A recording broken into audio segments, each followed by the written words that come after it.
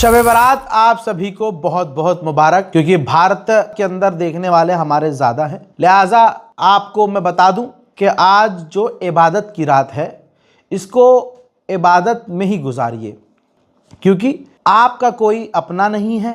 आप अगर एक कदम भी गलत उठाते हैं, आप गलत नहीं भी होते तब भी आपको गलत प्रशासन दिखा देता है, क्योंकि आप मुसलमान हैं। ऊपर से आपके त्योहारों पर आपको ही निशाना बनाया जाता है। गलतियां हमारे यहाँ भी हद से ज़्यादा की जाती हैं। हमारी कौम के नौजवान जोश में ज़्यादा रहते हैं, लेकिन दो थप्पड़ का दम नहीं होता। दीपक, मोहम्मद दीपक, कोट द्वार का मामला आपको मालूम है। भैया मोहम्मद दीपक ने जिस बुजुर्ग व्यक्ति के लिए स्टैंड लिया, आज यही कौम, जिस कौम के लिए लड़ा वो बंदा, उसको इसी कौम ने, वो मुसलमानों ने अकेला छोड़ दिया। अब आप कहेंगे नहीं भाई, बहुत लोग सपोर्ट कर रहे हैं, रील बनाने के लिए सपोर्ट कर रहे हैं, बड़े बड़े जो मुस्लिम इन्फ्लुएंसर हैं वहाँ जा नहीं रहे हैं। अगर जा रहे हैं तो बस दीपक, मोहम्मद दीपक भाई के साथ, दीपक कुमार के साथ वीडियो बना रहे हैं और आ रहे हैं। ऐसे बहुत सारे अपडेट और जानकारियाँ मुझे मिली कि भैया एफआईआर तो उल्टा मोहम्मद दीपक पर ही गई है, दीपक कुमार पर कर दी है। दीपक कुमार दिल से बहुत ज़्यादा परेशान हैं। उनका एक ऑडियो भी मैंने सुना, जिसमें वो ये कह रहे हैं कि जिनके लिए मैंने स्टैंड लिया वो लोग मेरे साथ खड़े नहीं हैं, वो मुझे मारने आ रहे हैं, और जिनके लिए मैंने स्टैंड लिया वो लोग वहाँ खड़े हैं, लेकिन कोई उनसे बात नहीं कर रहा है। वो मुझे मारने आए हैं, लेकिन बजरंग दल वालों का सामना कोई नहीं कर रहा है। तो ये हमारे मुसलमानों के हालात हैं। हमें आपस में ही दम दिखाना होता है। एक मुसलमान की मुसलमान चलवाई हो, ओफो, फिर आप जलवा देखो, आप बदमाशी देखो। और आज है शब बारात, इबादत की रात है, जो मस्जिद में गुजारनी चाहिए। तो ये हमेशा होता है, सालों साल से होता आया है। तो नौजवान जो है कुर्ता पायजामा पहन के, टोपी लगाकर, एक बाइक पर चार चार लोग सवार होके सड़कों पर हुड़दंगी मचाते हैं। ये बात हकीकत है। मैं मुसलमान हूँ, मैं अपने आसपास खुद ये बचपन से देखता आया हूँ। घर वाले समझाते नहीं हैं, समझाते हैं तो आज के दौर में घर वालों की बात कहाँ किसी को समझ में आती है। ट्रैफिक रूल्स का उल्लंघन किया जाता है, और क्योंकि हम मुसलमान हैं तो माफ़ी नाम की कोई चीज़ हमें नहीं मिलती है, बल्कि हमें गिफ्ट में चूतड़ों पर लट भी मिलते हैं। तो हमें ये काम करना क्यों है? सबसे बड़ी बात ये है, जो रात इबादत की है, इस इबादत की रात में आप मस्जिद के अलावा सड़कों पर हुड़दंगी करते क्यों हैं? सवाल ये है। हालांकि कर नहीं पाएंगे, क्योंकि लठ लेकर प्रशासन आपका इंतज़ार कर रहा है हर जगह। तो मेरे मुसलमानों से अपील है कि आज रात अपने बच्चों पर नज़र रखें। उनसे कहें कि अगर शैतान ज़्यादा हावी है तो भले ही इबादत करने मत जा भैया, घर के अंदर रहे, क्योंकि कल ऊंच नीच हो गई तुम्हारे स्टंटबाजी की वजह से, तो ये शब बारात की रात हमारे लिए काली रात हो जाएगी तुम्हारी गलती की वजह से। ये इबादत की रात है, ये नमाज की रात है, इसमें दुआएं आप पढ़ो, आलिम दीन की बात सुनो। और अगर तुम्हारा इबादत में मन नहीं लग रहा है तो शब बारात के इस त्यौहार को तुम अपनी आवारागर्दी के लिए इस्तेमाल मत करो। मेरी ये एक अपील है अपनी कौम से। मैं आपका अपना हूँ, मैं कभी भी आपके बुरे के लिए नहीं बोला हूँ, आपके अच्छे के लिए बोला हूँ। नौजवान लोग समझ जाएं, जो नौजवान समझदार लोग हैं वो अपने छोटों को समझाएं कि मस्जिद के अंदर रहें, अपने घर के अंदर रहें, इबादत करें। ये इबादत की रात है। मिडिल ईस्ट स्पेशल रिपोर्ट में आपका स्वागत है। खुलासा करने जा रहा हूँ, ये खुलासा मैं नहीं कर रहा हूँ, लेबनान के अंदर अंतर्राष्ट्रीय फ़ौज जो तैनात है उसने खुलासा किया है कि इजराइल केमिकल की बारिश कर रहा है, केमिकल स्प्रे कर रहा है लेबनान और सीरिया के बॉर्डर के इलाकों में। वो केमिकल क्या है? वो केमिकल ऐसा है, ये खुद इंटरनेशनल फोर्स ने बताया है। लेबनान और सीरिया की गवर्नमेंट तो बोलेगी भी नहीं, चाहे उनको नंगा करके उल्टा लगा दिया जाए और अमेरिका और इजराइल मिलकर उनके साथ कुछ भी कर लें, वो नहीं बोलेंगे।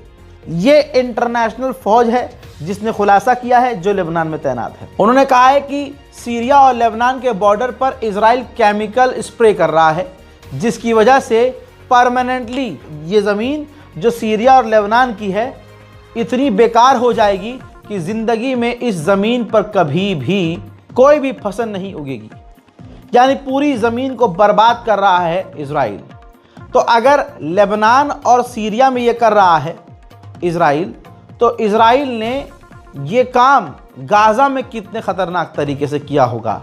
गाज़ा के अंदर आपको कोई हरी ज़मीन नज़र नहीं आ रही होगी। तो ये बात क्लियर है कि इजराइल ने मिडिल ईस्ट को लगभग पूरी तरह से तबाह बर्बाद कर दिया है।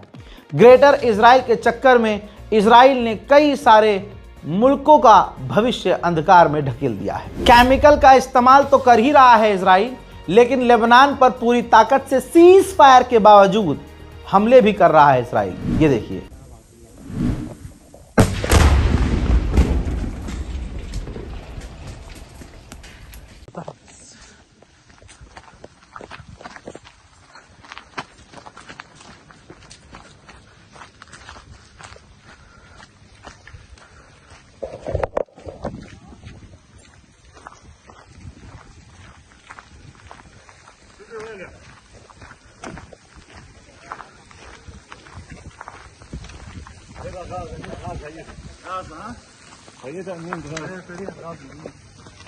مباشر من مكان الغارة في بلدة كفر تبنيت، منزل الذي تم استهدافه من قبل العدو.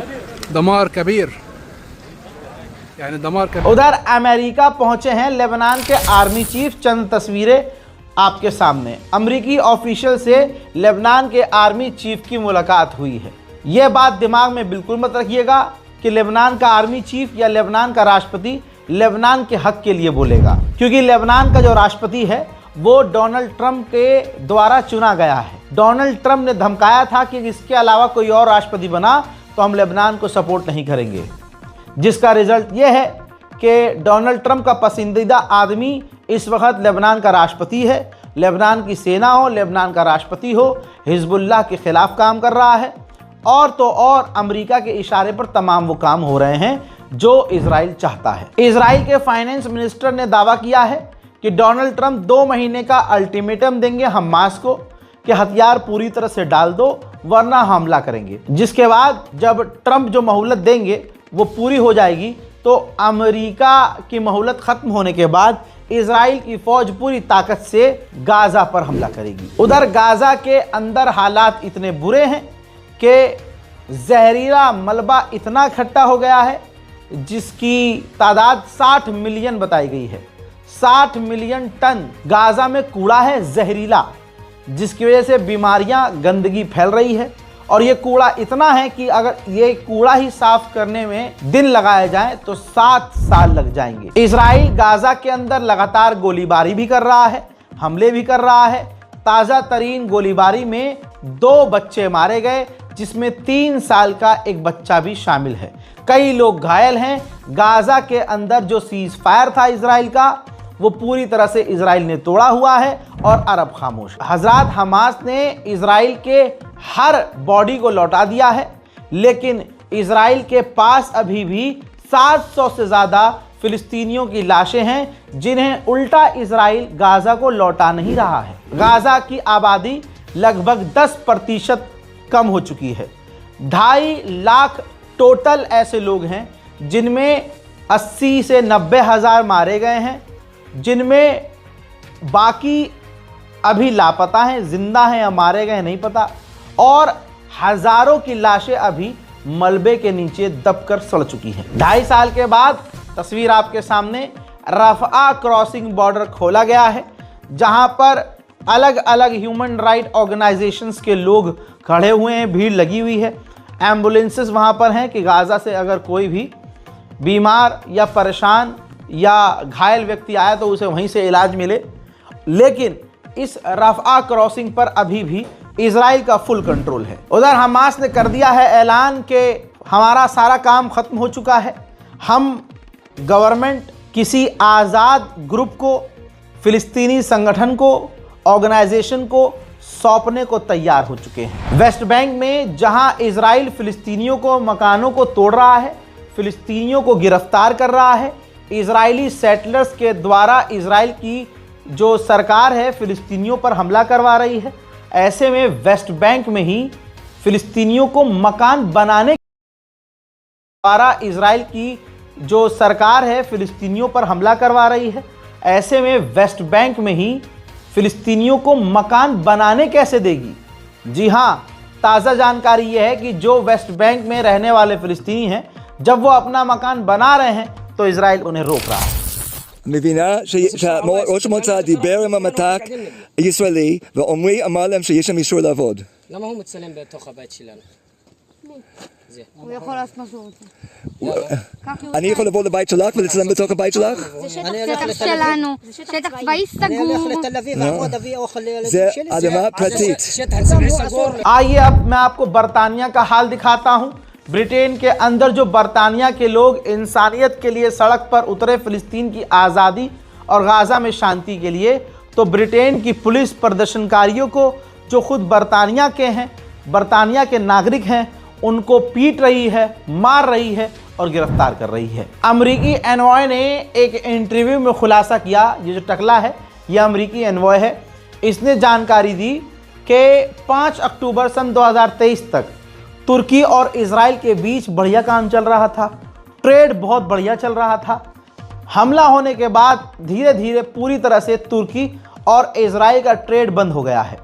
लेकिन ये हम जानते हैं कि जब इजराइल और गाज़ा के बीच तमाम चीज़ें ख़त्म हो जाएंगी तो तुर्की और इजराइल का ट्रेड वापस उसी स्पीड में काम करेगा। उधर अमेरिका और इजराइल के द्वारा ये रिपोर्ट चलाई जा रही थी कि गाज़ा को यूएई संभालेगा, खर्चा पानी यूएई देखेगा। लीजिए, खंडन कर दिया खुद यूएई की गवर्नमेंट ने।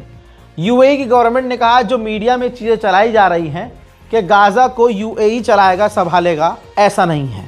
हमारा कोई इंटरेस्ट नहीं है गाज़ा को संभालने का, गाज़ा को चलाने का। यानी आप देख लीजिए, यूएई जहां दुनिया के सामने हमदर्द फ़िलिस्तीन का बनता है, आपको बता दूं ये 1% भी कंट्रीब्यूशन गाज़ा में देना नहीं चाहता है। उधर सीरिया की गवर्नमेंट ने कहा है कि हमने बहुत सारे ऐसे लोगों को गिरफ्तार किया है जो हिजबुल्लाह के लिए काम कर रहे थे, हमने उन्हें गिरफ्तार कर लिया है। कुर्दिश और सीरिया के बीच में एग्रीमेंट होने के बाद जिन जिन इलाकों में सीरिया के इलाकों में जो कुर्दिश लोग थे, उन इलाकों में भी अब सीरिया की फौज जाकर तैनात हो रही है।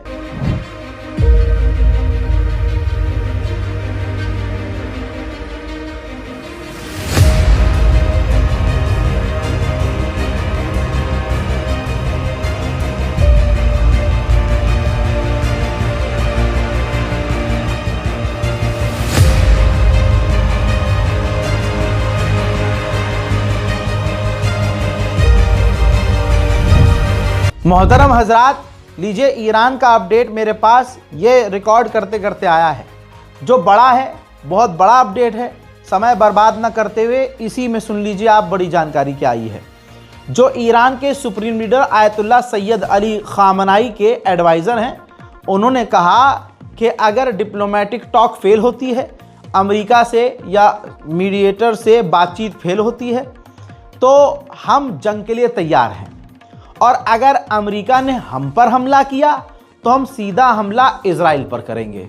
हाँ, थोड़ा बहुत यूरेनियम हम दे सकते हैं किसी तीसरे देश को, लेकिन हम अपने जो वादे हैं, जो अपनी बातें हैं, उससे नहीं हटेंगे। मिसाइल प्रोग्राम पर बात नहीं करेंगे। طبعا أنا عسكري يعني مهنتي الأصلية هي عسكرية، والأجواء الموجودة في المنطقة وفي أطرافنا يجب أن تلبس باللباس العسكري. يعني هي رسالة سياسية حبذة عسكرية. عملية.